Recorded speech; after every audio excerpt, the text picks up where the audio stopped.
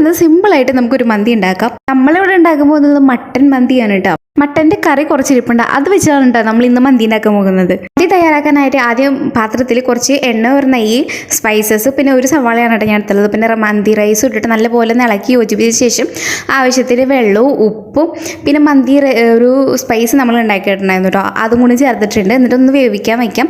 80% വെന്തതിന് ശേഷം നമ്മുടെ മട്ടൻ ഇട്ടതിന് ശേഷം വെന്ത മന്തി റൈസും 2 പച്ചമുളകും ഒന്ന് കുത്തി കൊടുക്കാം. പിന്നെ മഞ്ഞൾപ്പൊടി ഇത്തിരി വെള്ളത്തിൽ കലക്കിയ ശേഷം അതും ഇത്തിരി ഒഴിച്ചു കൊടുക്കാം. പിന്നെ അരപ്പ് നമ്മൾ കുറച്ചിട്ടുണ്ടായിരുന്നു, അതുകൂടെയാണ് ഇട്ട് കൊടുക്കുന്നുണ്ട്. നന്നായി ലോ ഫ്ലെയിമിൽ ഒരു 10-15 മിനിറ്റ് നേരം ഒന്ന് ദം ചെയ്യാൻ വേണ്ടി വയ്ക്കാം. നമ്മൾ കനലൊന്നും കിട്ടാതെ കാരണം കനലൊന്നും നമ്മൾ വയ്ക്കുന്നുണ്ടായിരുന്നില്ല കേട്ടോ.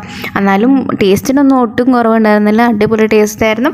എല്ലാവരും ഒന്ന് ട്രൈ ചെയ്തിട്ട് അഭിപ്രായം പറയാട്ടോ. ഇത്രയും സിമ്പിളായിട്ടുള്ള ഒരു മന്തി നിങ്ങൾക്ക് ഇനി കിട്ടാനില്ല. ഇതിന് വേണ്ടിയിട്ട് നമ്മൾ മയോണൈസും ഉണ്ടാക്കിയിട്ടുണ്ടായിരുന്നു, ചമ്മന്തി ഉണ്ടാക്കിയിട്ടുണ്ടായിരുന്നു. അപ്പോൾ അത്രയേ ഉള്ളൂ. ഇഷ്ടപ്പെട്ടിട്ടുണ്ടെങ്കിലും ട്രൈ ചെയ്തിട്ട് അഭിപ്രായം പറയാം. Bye friends.